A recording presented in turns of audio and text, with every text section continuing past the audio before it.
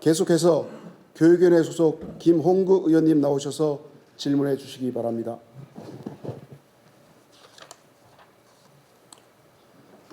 존경하는 260만 도민 여러분 안녕하십니까? 상주 출신 교육위원회 소속 김홍구 의원입니다. 먼저 본 의원에게 도정 질문 기회를 주신 배한철 의장님과 선배 동료 의원님 그리고 관계 공무원 여러분께 감사의 말씀을 드립니다. 오늘 본 의원은 경북 장기 추진 사업, 관광산업 및 문화재 발굴, 상주 도심 지역 개발, 작은 학교 및 입학생이 영명인 학교 실태를 점검하고 경북의 발전과 미래 교육의 방향을 모색하고자 합니다. 먼저 도지사님께 경북 장기 추진 사업에 대해 말씀드리겠습니다. 10월 기준으로 하천 정비 사업을 제외한 장기 추진 사업은 88개 사업으로 공공시설과 인구정책과 에너지산업과 등 34개 부서에서 추진되고 있습니다. 최장기 사업으로는 2006년부터 문화유산과에서 추진하는 신라환경 핵심 유적 복원 사업으로 예산은 1조가 넘습니다. 88개 정도의 장기 사업 가운데 현 시점에서 30여 개의 사업이 완료됐거나 완료를 앞두고 있습니다. 하지만 2025년까지 완료되는 장기 사업 중에서 사업 추진율이 50% 이하인 사업이 20여 개 사업에 달합니다. 사업 추진율이 낮은 이유를 보면 기본 계획이 변경됐거나 사전 절차를 이행하지 못했기 때문입니다. 장기 사업을 추진하기 전에는 깊이 있게 사업을 검토하고 계획이 중간에 변경되는 일이 없도록 사전에 철저히 검토해야 예산 낭비를 막을 수 있을 것입니다. 그리고 경북에는 359개의 하천이 있습니다. 하천은 총 4,178km이고 안동과 봉화, 상주 등 8개 지역에 228km 이상의 하천이 있습니다. 하천은 재해나 자연환경 등에 따른 재해 예방과 하천 정비가 필요합니다. 이에 따라 건설도시국 하천과에서는 현재 54개의 하천 정비 및 재해 예방 사업을 추진하고 있습니다. 하천 정비 및 재해 예방 사업은 21개 시군의 54개 사업으로 사업비는 1조 4,340억 규모이며 포항 3,609억, 경주 2,529억으로 전체 예산의 절반 정도 됩니다. 그런데 하천 정비 사업 추진 현황을 보면 23개 사업이 현재 추진 중지되어 있습니다. 게다가 당초에 계획한 사업 완료 기간에서 2년에서 3년 등 연장된 사례도 있는데 사업이 왜 연장됐는지 그 이유도 없습니다. 사업이 중지되고 있는 사유를 보면 상위 계획인 하천 기본 계획이 변경되거나 기본 계획이 재수립 중이거나 민원이나 사업 구간 조정 등의 이유로 사업이 지연 또는 중지되고 있습니다. 장기 추진 사업이라고 하더라도 정해진 시기에 도달해야 하는 목표가 있습니다. 그런데 기본 계획 수립을 변경하거나 설계 용역을 중지하게 되면 완료 기간을 맞추기 어려울 뿐 아니라 추가적인 예산이 소요되기도 합니다. 계획을 변경하거나 공사에 착수하기 어려운 사업을 사업비만 무리하게 예산 편성해 놓으면 시급하게 추진되어야 하는 사업은 예산이 없어 못할 수도 있습니다. 무리하게 예산을 편성하면 결과적으로 예산 낭비를 초래할 수도 있습니다. 따라서 장기 추진 사업 기본 계획을 수립할 때는 사업의 범위와 방향, 사업비와 설계 등 사전에 철저한 사업 검토를 거쳐 시행해야 할 것입니다.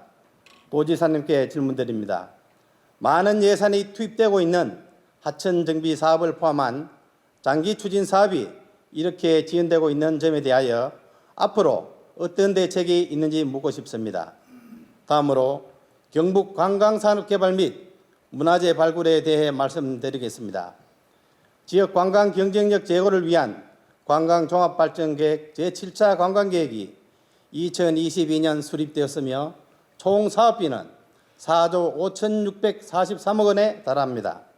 7차 관광계획은 코리아를 비전으로 경북의 신라, 유교, 가야 문화권과 백두대간, 동해안의 생태자원을 활용하여 세계 수준의 문화, 생태 관광지로 도약한다는 목표를 제시하고 있습니다.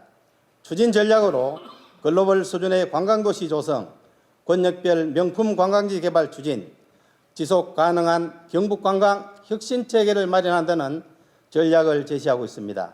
또한 3대 관광 권역을 설정하고 있으며 힐링 관광권은 전통과 산림 기반의 거점, 해양 레저 관광권은 역사와 바다 관광, 대도시 관광권은 대구와 연계한 여가 생활 관광의 중심지로 낙동강 가야 및 신라 문화를 연결하는 설정입니다. 상주는 경상도의 오랜 역사를 이어온 뿌리이며 후백제와 신라 문화유산의 메카라 할 수 있습니다. 하지만 1차에서 7차 관광계획에는 아쉽게도 상주시의 관광 발전은 보이지 않습니다. 1차에서 7차까지의 관광계획을 보면 상주의 생태자원이나 관광자원 활용이 상당히 미흡합니다. 과연 상주가 경상도의 오랜 역사를 이어온 뿌리라고 할 수 있는지 의심이 들 지경입니다. 상주는 200여 년간 경상도의 중심도시로서 경상감사가 있었고 상주업성이 존재했으나 일제강점기를 거치면서 훼손되었습니다. 현재 훼손된 상주업성 성문과 성벽을 복원하여 경상도의 정통성과 전통문화도시를 부활하고자 노력하고 있습니다. 경북문화재는 2023년 10월 기준으로 총 2,253건으로 국가지정문화재 762건, 국가등록문화재 66건, 도지정문화재가 840건, 문화재 자료가 584건이 있습니다. 2023년 문화재 증가 현황을 보면 영천 7개, 안동 5개, 경주 4개의 문화재가 지정되거나 등록된 되었지만 상주는 지정되거나 등록된 문화재가 한 건도 없습니다. 상주시는 신라 문화유산의 뿌리지만 많은 문화재가 아직도 발굴되지 못한 채 잊혀지고 있습니다. 상주에는 오봉산 고분군, 병성 고분군, 곤영가야, 사벌국, 읍성 등 발굴이나 복원이 필요한 역사 유적지나 문화재들이 산재해 있습니다. 그럼에도 경북의 1차부터 7차 관광계획에는 상주의 문화재와 다양한 자원들이 빛을 내지 못한 채 빠지거나 제외되어 있어 매우 유감입니다. 지사님께 질문드립니다. 제1차에서 7차 관광계획까지 상주의 관광산업은 어떻게 활용되고 있습니까? 그리고 관광권역을 북부권, 서부권 등으로 설정했는데 상주시는 어느 권역에도 포함되어 있지 않은데 상주시가 빠진 이유는 무엇입니까? 7차 관광계획에 상주가 북부권으로 분류된다면 구체적으로 어떤 자원을 어떻게 활용하실 계획입니까? 또한 경북의 문화유산 발굴 사업에서 타 지역에 비해 상주의 우수한 문화유산들은 왜 빠져 있으며 앞으로 상주의 문화유산 발굴 계획은 무엇입니까? 다음은 상주 도심 내 생산 녹지 지역에 대하여 말씀드리겠습니다. 상주는 서북쪽의 내륙에 있는 도농 복합형 도시로서 동쪽으로 구미시와 의성군, 서쪽으로 충북 보원, 옥천, 괴산군, 남쪽으로는 김천시와 충북 영동군, 북쪽으로는 문경시와 예천군으로 접해 있습니다. 상주시 총 면적은 국토의 1.3%, 도면적의 6.6%를 차지해 기초지방자치단체 중 6번째로 넓은 지역이며 인구는 9만 5천여 명입니다. 상주는 소백산맥의 천왕봉, 문장대, 갑장산을 비롯해 천혜의 자연환경을 가진 임야 66%, 논밭 22%와 도로 하천 등으로 구성되어 있습니다. 역사와 전통이 빛나는 상주는 문화와 복지, 경제 발전을 위하여 미래 먹거리 신산업 육성, KTX 상주 역사 건립 등 지역 상권 활성화를 위해 노력하고 있습니다. 또한 도심권을 중심으로 북부권과 남부권을 연계하여 도시의 중추적인 산업경제 및 정주 환경을 설정하고 도심권을 중심으로 서부권과 낙동권을 연계하여 백두부대 간에서 낙동강으로 이어지는 문화관광 활성화를 추진하고 있습니다. 하지만 상주시의 지역상권 발전과 도심 발전에는 어려움이 있습니다. 사진을 한번 보시겠습니다. 사진에서 보시는 것처럼 상주 시내 도심을 중심에 두고 양쪽으로는 생산 녹지 지역입니다. 도심 한가운데 생산 녹지 지역으로 묶여 있다 보니 도심이 제 기능을 할 수가 없습니다. 과거 농사로 배불리 먹고 살 때는 이렇게 마을 근처에 논밭이 있었습니다. 하지만 지금은 4차 산업혁명 시대입니다. 이런 산업혁명 시대에 아직도 상주 도심에는 벼가 자라고 있습니다. 도심 한가운데 농경지가 있어서 도시재생사업이나 도심을 개발하려고 해도 무슨 대안이 있겠습니까? 주거 환경을 개선하려고 해도 생산 녹지 지역이라 할 수 없습니다. 사진을 한번 보십시오. 2023년 타작물 재배 지원 사업을 보면 22개 시군에 도비 4억 5천만, 시군비 10억 5천만 원으로 전체 15억 원을 지원하고 있으며 상주시가 1억 9천만 원으로 가장 많습니다. 또한 2023년 직불제 지원 사업을 보면 24만 농가에 3,932억을 지원하고 있으며 마찬가지로 상주시에 404억으로 가장 많은 직불금이 지원되고 있습니다. 타작물 재배와 직불금으로 많은 예산이 나가고 있습니다. 물론 필요한 예산은 반드시 지원되어야 합니다. 하지만 상주 생산 녹지 지역을 해제한다면 어느 정도 예산을 절감할 수도 있습니다. 경북의 많은 시군이 비슷한 실정이지만 상주도 지속해서 인구가 감소하고 있습니다. 하지만 도시의 주거 환경이나 생활 편의 시설이 갖춰진다면 인구 감소를 해소하는 데 조금은 희망이 생길 것입니다. 도지사님께 질문드립니다. 상주시 도심이 발전하고 지역경제가 활성화되기 위하여 도심 내 생산 녹지 지역의 조속한 해제가 필요합니다. 이에 대한 도지사님의 의견을 말씀해 주시기 바랍니다. 난개발이 우려된다는 이유로 용도 지역을 변경하지 않는다면 상주시는 지방소멸로 없어져도 좋다는 말씀인지 답변해 주시기 바랍니다. 마지막으로 작은 학교와 입학생이 영무형인 학교에 대해 도지사님과 교육감님께 질문 드리겠습니다. 관내 작은 학교는 총 342교로 전체 학교 939교 대비 36.4%를 차지하고 있습니다. 작은 학교 비율을 보면 청송군 72.7, 성주 68, 봉화 65.4, 고령 64.7% 등 12개 시군의 작은 학교 비율은 절반이 넘습니다. 특히 초등학교는 전체 494교 가운데 229개 교가 작은 학교로 46.4%입니다. 갈수록 작은 학교는 증가하고 있으면 어떤 지역은 초등학교뿐만 아니라 중고등학교까지 작은 학교 비율이 절반을 넘어가고 있는 심각한 수준입니다. 따라서 예산이나 교육 과정뿐만 아니라 좀 더 다양한 채널을 활용한 지원 방안이 마련되어야 할 것입니다. 그리고 2023년도에 입학생이 0명인 학교도 32개 학교로 전국에서도 우리 경북이 가장 많습니다.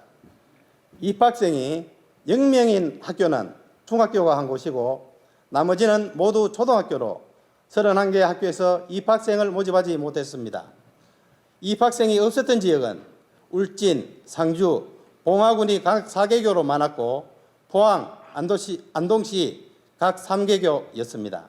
5년 후인 2028년도 초등학교 입학 예정 인원을 보면 울릉 20명, 영양 34명 등 입학생이 100명도 안 되는 지역은 5개 군입니다.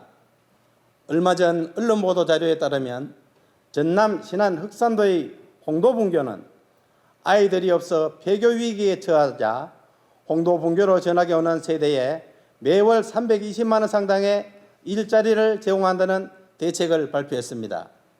위 보도가 나간 방송사 유튜버 조회수는 151만을 상회하고 멀리는 강원도 동해시를 비롯하여 전국에서 학부모 문의가 쇄도하고 있습니다. 신안군은 우선 시범적으로 홍도의 정주 여건이 양호한 주거공간 4곳을 마련할 계획입니다. 선발 기준은 초등학생 학생이 많은 가정이 우선이고 같은 조건이면 저학년생이 많은 가정으로 확정할 계획이랍니다. 갈수록 아이들은 줄어들고 이제는 면 소재지에 하나의 학교조차 지키기 어려운 실정입니다. 학교는 지역과 마을의 교육적 가치를 넘어 중요한 역할을 담당합니다. 작은 학교 지원은 교육청만의 문제로 봐서는 해결이 어렵습니다. 갈수록 인구 소멸이 가속화될 것이고 아이뿐만 아니라 인구 자체가 줄어들기 때문에 이제는 도청과 교육청이 함께 머리를 맞대고 고민해야 합니다. 동네 놀이터에 아이들이 뛰어놀고 학교에는 주민과 학생들이 함께 어울리는 모습을 자주 볼 수 있으면 좋겠습니다. 사람들이 모이면 학교도 살고 마을도 활기가 생길 것입니다. 도지사님께 질문드리겠습니다. 신안군의 사례에서 보듯이 작은 학교를 살리기 위해서는 인구 유입이 중요합니다. 경북의 작은 학교도 살리고 인구도 유입하기 위한 경북도 차원의 구체적인 대안은 무엇입니까? 6.25 때 외국의 많은 국가가 전쟁에 참여하거나 의료 등을 지원했습니다. 이러한 참전 및 지원국 장병의 후손들을 농사노천 작은 마을에 유학생으로 유치하여 교육을 지원한다면 양국의 유대도 강화되고 국위 선양에도 긍정적인 효과를 기대할 수 있을 것인데 이에 대하여 도지사님의 의견을 말씀해 주시기 바랍니다. 교육감님께 질문드리겠습니다. 작은 학교를 살리기 위한 경북도 교육청 차원의 구체적인 대안은 무엇입니까? 또한 6.25 참전 및 지원국 장병의 후손들을 농사노천 작은 마을에 유학생으로 유치하는 것에 대하여 교육감님의 의견을 말씀해 주시기 바랍니다. 선배 동료 의원님 여러분, 우리 경북도와 상주시의 발전 그리고 우리 아이들의 밝은 미래 교육을 위하여 적극적인 응원을 부탁드리면서 저희 도정 질문을 마치겠습니다. 경청해 주셔서 감사합니다. 김홍구 의원님에 대한 질문에 대한 집행부 답변을 듣도록 하겠습니다. 이철우 도지사님 나오셔서 답변해 주시기 바랍니다. 김홍구 의원님이 경북 관광산업개발 및 문화재 발굴 대책, 상주 도심 내 생산 녹지 지역 대책, 작은 학교 및 입학생이 0명인 학교 관련 인구 유입 대책, 도청 장기 추진사 관련 대책 여러 가지 질문을 주셨는데 또 교육위원이시고 지방소멸대책위원이시고 전국 최초로 경제지역 지속가능 발전한 경상북도 경제지역 발전 지원 조례안을도 대표 발의하셨고 활발한 활동도 보여주시고 상주에 대해서 걱정을 많이 해주셔서 감사드립니다. 우선에 도청 장기 추진 사업은 여러 가지 사업이 있으니까 그 나중에 기조실장이 좀 자세히 설명드리고 나머지는 제가 답변드리도록 하겠습니다. 경북 관광산업개발 문화재 발굴 관련해서 말씀 많이 주셨는데 상주가 제가 경상북도에 경은 경주고 상은 상주인데 왜 상주가 이렇게 문화재가 적은지 그 질문한다고 해서 보니까 개발이 좀 덜 됐는 거 아니냐. 또 시군에서 더 적극적으로 나선 데는 개발이 좀 많아집니다. 문화재 발굴을 해서 등록을 하게 되거든요. 그래서 과거에 그 큰 도시였기 때문에 문화재가 많으라 생각하고 우리나라 49년도 인구 통계 처음 냈습니다. 49년도에 우리는 신라, 백제, 고구려 인구가 없습니다. 얼마인가 추측이지 그냥. 조선, 고려 마찬가지고. 49년 인구 냈을 때 경주가 25만이고 상주가 24만이었습니다. 그때 2016만 명이거든요. 그 2.5배가 인구가 늘었어요. 그러면 상주는 지금 60만이, 본전해도 60만 돼야 됩니다. 60만. 그래서 그걸 알고 내 상주에 가서도 공무원들 특강을 하면는데 상주가 본전하면 60만이다. 그 60만 도시를 만들었을 때 본전이다. 그렇게 생각하고 우리 경북은 321만이었거든요. 서울은 144만. 경북은 얼마 돼야 되느냐? 2배 반 하면 800만 돼야 돼. 그럼 물론 대구와 합쳐서 그렇습니다. 대구는 없었으니까 그때. 그리고 현재 500만이니까 300만 더 와야 본전이다. 그 목표를 가지고 일을 하겠다 이런 말씀을 드리면서 그 아까 말씀하신 대로 상주가 경상 감령도 있었고 95서경 중에 하나였고 그런데 데이터 자료를 보니까 경북에 숙박 방문하는 사람들이 전체 방문자의 숙박입니다. 20.3%인데 상주는 10%배 안 되더라고요. 10.8%. 그래서 상주 일반 호텔이 관광호텔, 휴양, 콘도해가 56개 있던데 이걸 좀 더 개발해야 된다 이 생각이 들면서 상주에 최근에 숙박시설 지금 확충을 하고 있거든요. 경천대 인근의 호텔, 체험농장 우리가 MOU도 같이 했으니까 이런 것들을 더 가능하도록 더 열심히 하겠다는 말씀을 드리고 의원님께 지적하신 관광 개발 계획상 상주시 관광 산업 소외 지적에 대해서는 일단 권역별 기본 계획에 따른 작성 권한을 가지고 시도지사가 있으니까 그걸 적극적으로 추진하겠습니다. 21년부터 시구로부터 신규 관광 개발 계획을 받아서 2022년 2월에 7차 경북권 관광배 수립을 완료했는데 거기에 상주는 안동, 문경, 영주와 함께 낙동강과 백두대간을 중심으로 문화와 생태 관광으로는 힐링 관광 근육으로 일단 관광 계획에 포함되어 있다는 말씀을 드립니다. 7차 관광 개발 계획에 우선 추진 사업으로 포함시켜진 것이 8개 시군에 17개 사업이 있습니다. 1644억 구매로 시작하겠다 말이죠. 상주는 경천선 테마화 사업에 87억 원, 해상 나루 관광 리모델링 사업 112억 원, 오토 캠핑장 숙박 개선 사업 37억 원, 이게 포함되어 있습니다. 힐링 관광 건역 15%에 해당되고 236억 총액이 내년에 경천선 테마 사업에 16억 5천만 원 일단은 반영을 시켰습니다. 상주의 문화유적지 발굴에 대해서도 질문 주셨는데 경주, 안동, 영주, 봉화 다음으로 문화재가 많더라고요. 25대 상주 대산로가 보물로 지정되었고 수암 종택은 국가민속문화재로 선격되어서 작년에 제가 행사에 다녀왔었습니다. 내년은 신규로 역사문화권 중요 유적 발굴 조사 사업이 추진되는데 상주에는 삼국시대 최대 고분군인 병풍산 고분군 학술 조사를 할 예정입니다. 이에 더해 상주 도심지 매장문화유산 정밀 지표 조사도 하겠습니다. 문화재가 발굴되면 보존을 위한 토지 매입과 보수 정비에도 예산을 투입하고 있다는 말씀을 드립니다.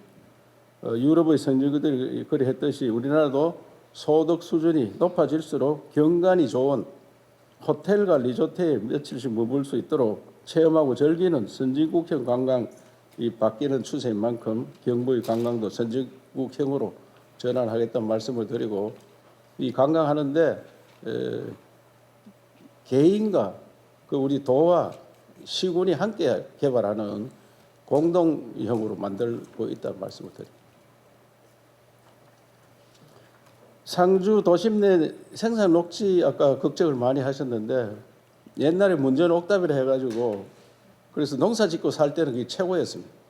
그래서 상주가 농사 1차 산업 할 때는 아주 큰 지역으로 문전 옥답들이 많아서 잘 사는 지역이었다. 그래서 지금도 그렇게 가지고 있어야 되느냐. 그런데 그것도 저도 동감합니다. 그걸 개발해야 된다 이렇게 생각하는데 상주 도심 주변의 생산 녹지역이 79년에 지적이 됐더라고요. 그래서 44년이 지났는데 도심 주변에 190만 평, 성동동 이르는 또 100만 평의 도심 지역의 확장을 가로막고 있다고 보여주셨는데 그걸 개발하려니까 경지 정리했는 거는 생산 녹지 지역 굉장히 개발이 어렵더라고요. 경지 했는 지역은. 이거는 법률 문제가 있기 때문에 이미자 국회에 나오고 적극적으로 검토를 해가지고 예외 조항을 좀 만들어야 된다. 도심이 이렇게 있는 거는 도심 개발에 문제가 안 있느냐. 그래서 하여튼 국회와 같이 적극적으로 해보겠다는 말씀을 드리겠습니다. 상주는 도시지역 면적 대비 생산 녹지 비율이 14.1%, 도 전체 평균은 6.9%거든요. 전국에 6.9%, 우리 도는 7.8%인데 상주가 지나치게 높은 건 사실입니다. 도심에 생산 녹지가 있는 게. 그래서 중부 내륙철도가 예탈 통과했고 역세권 개발이 될 때 그때 이것들을 함께 푸는 방법으로 노력하겠다는 말씀을 드립니다.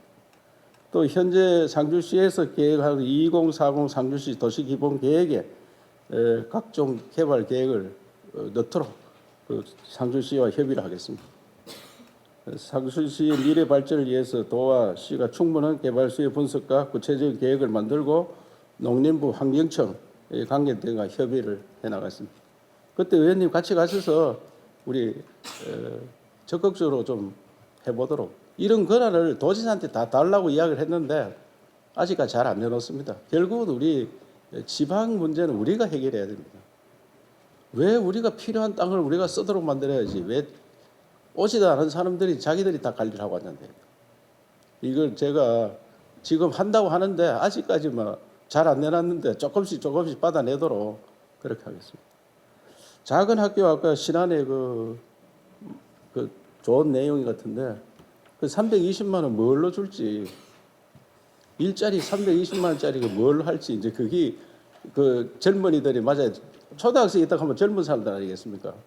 40대, 30대, 40대. 그러면 이 사람들이 만든 일자리를 어떻게 만들어 줄 거냐. 그래서 그게 굉장히 그 신안군에 좀 더 살펴보고, 우리도 일자리 주고 학교 데리고 오는 거 교육감에 뭐 상의를 잘 해보겠습니다. 그런데 결국은 우리가 이제 수도권 인구를 분산해야 되잖아요. 그 학교 해놔, 우리가 만약에 신안에 했다면 목포에서 간다면 그거 아무 소용없는 거 아니겠습니까? 그 이웃에서 목포에서 신안으로 가면은 그게 무슨 소용이 있나 이게. 결국 수도권 사람들이 왔을 때 일자리가 어떻게 되겠느냐, 이거 좀 더 연구가 돼야 된다 생각하고, 인구 증가는 제로섬 게임, 우리끼리 빼고 받고 해봐야 소용없는 거고, 결국은 얘기를 많이 놓도록 하는 정책이 더 좋고, 도저히 안 되면 이민 받아야 됩니다. 이민 받는 정책. 장기적으로 경북도에도 많은 연구를 하고 있다는 말씀을 드리면서, 의원님께서 그 외국에 우리 도와준 6.25 때 도와준 사람들 손자, 자제는 다 컸을 거고 이제 손자도 정손자 이래 될 것 같습니다. 그런 사람들 유치를 해보자 하는데 대부분 선진국입니다. 그 도와준 사람들이 미국, 영국, 뭐 프랑스, 캐나다 뭐 이런 사람들이잖아요. 그 사람들 데리고 어려울 거고, 우리보다 어려운 나라, 저는 동남아시아, 중앙아시아 이런 데 학생들, 그 부모들 광역 비자 제가 요청한 그겁니다. 우리가 자매 도시에 있는 지역에 사람들을, 학생들을 데려오고 그 가족을 와서 일할 수 있도록. 그러면 학생들이 도망도 안 가고 공부만 열심히 하도록 하고, 그 대신에 우리한테 취업시켜서 이민받는 그런 정책을 가야 된다고 생각하고, 의원님이 제안하신 것도 장기적으로는 잘 검토해 보겠습니다. 예, 감사합니다. 다음은 임종식 교육감님 나오셔서 답변해 주시기 바랍니다.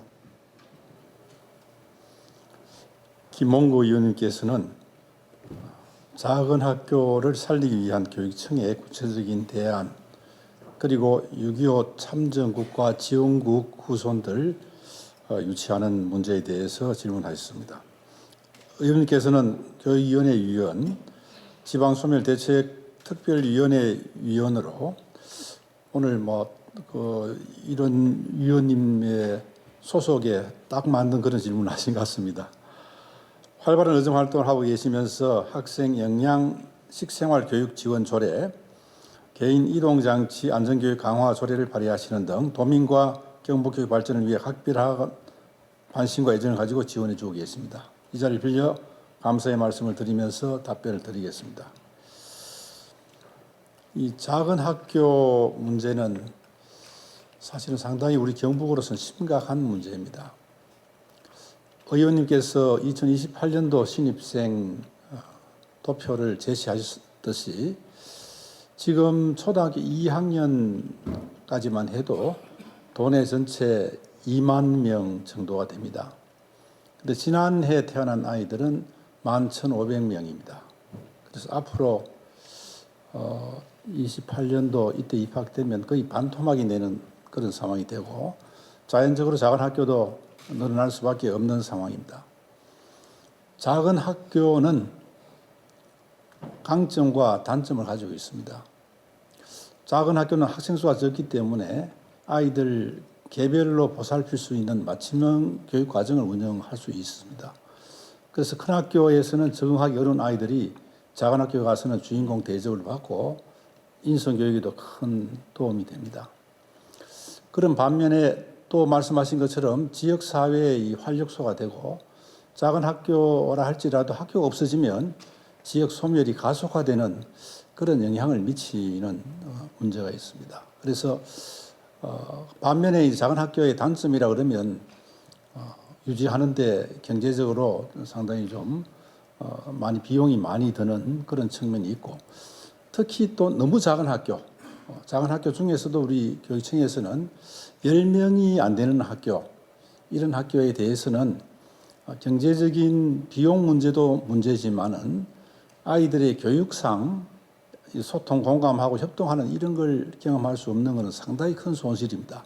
그래서 10명 이하 되는 학교들은 통폐합을 적극 권장을 하고 있다는 그런 말씀을 드립니다. 그래서 작은 학교 중에도 살릴 수 있는 학교는 최대한 살리고, 너무 적어서 비효율적인 학교, 교육적으로 문제가 있는 학교는 통합하는 방향을 잡고 있다는 말씀을 드리겠습니다.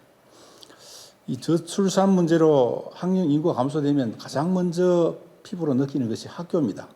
그래서 어린이집이 문을 닫고 유치원들이 지금 문을 닫고 학교부터 가장 먼저 위기를 느끼고 있습니다.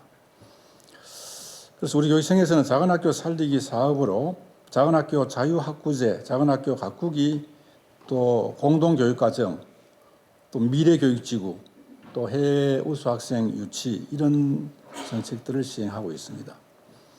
먼저 작은 학교 자유학구제는 아무리 작은 학교를 살리려고 해도 그 지역에 아이들이 없습니다. 학구를 그냥 두고는 살릴 수 있는 방안이 없어서 교통이 좀 편리한 그런 농촌 지역의 학교들은 인근의 큰 학교 학생들이 주소를 이전하지 않더라도 작은 학교 갈 수 있도록 이렇게 했더니만은 최근 5년 동안에 이 작은 학교 자유학구제 시행으로 2,416명의 학생들이 작은 학교를 유입되었습니다. 그래서 상당히 큰 효과를 보고 있고, 또 이렇게 그 작은 학교로 가는 학생들의 만족도는 굉장히 높습니다. 우리 교육청에서 이러한 그 유입 학생 인원수에 따라서 1,500만 원에서 5천만 원까지 운영비를 지원을 하고 있습니다. 그래서 큰 학교의 경우에는 성공적인 사례를 든다면 과밀을 해소할 수가 있고, 작은 학교는 또 학생들이 유입되어서 정상적인 교육과정 운영을 하는데 큰 도움이 됩니다. 인근에 있는 우리가 풍산중학교 같은 경우에는 한 학년에 하나급씩이었습니다. 전교 3학급 학교인데, 여기 지금 풍천중학교는 늘 여기 의원님도 몇 번 지적하셨듯이 과밀 학교입니다. 근데 이 풍산중학교를 자유학구제로 지정해서 한 학년에 하나급짜리가 한 학년에 3학급으로 총 9학급으로 늘어났습니다. 그래서 풍천중학교의 과밀을 막을 수 있는 그런 효과가 있었고, 또 풍산중학교는 제대로 학교가 운영이 되고 있습니다. 내년에는 이 도심에도 공동화 현상으로 작은 학교가 또 발생하고 있습니다. 그래서 농촌 지역의 작은 학교만 대상으로 했던 것을 내년에는 도심의 이 동지역의 공동화 지역의 작은 학교도 포함시켜서 확대할 그런 계획입니다.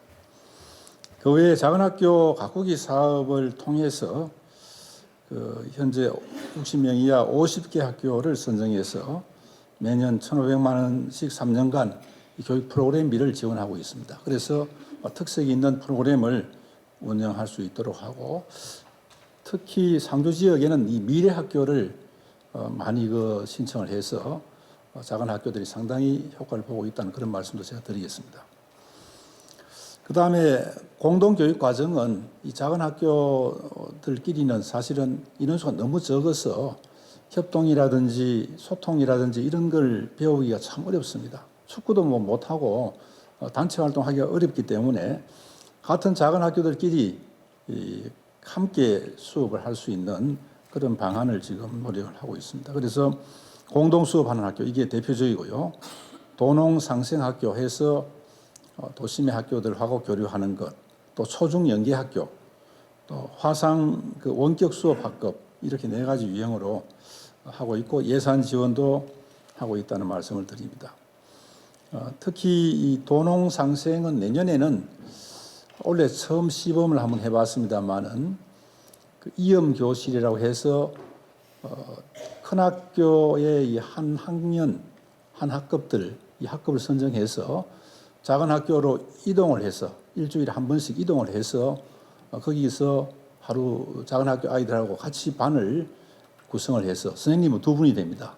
팀 티칭이 되는데 그런 것을 이번에 한번 그 안동에서 시범 운영을 한 학교를 2개 학교를 해본 적이 있습니다. 이런 것도 활성화시켜 나가는 계획 가지고 여러 가지 노력을 하고 있고 특히 화상 수업은 우리가 뭐 다른 타시도 또 해외까지도 함께 하고 있다는 그런 말씀을 드리겠습니다.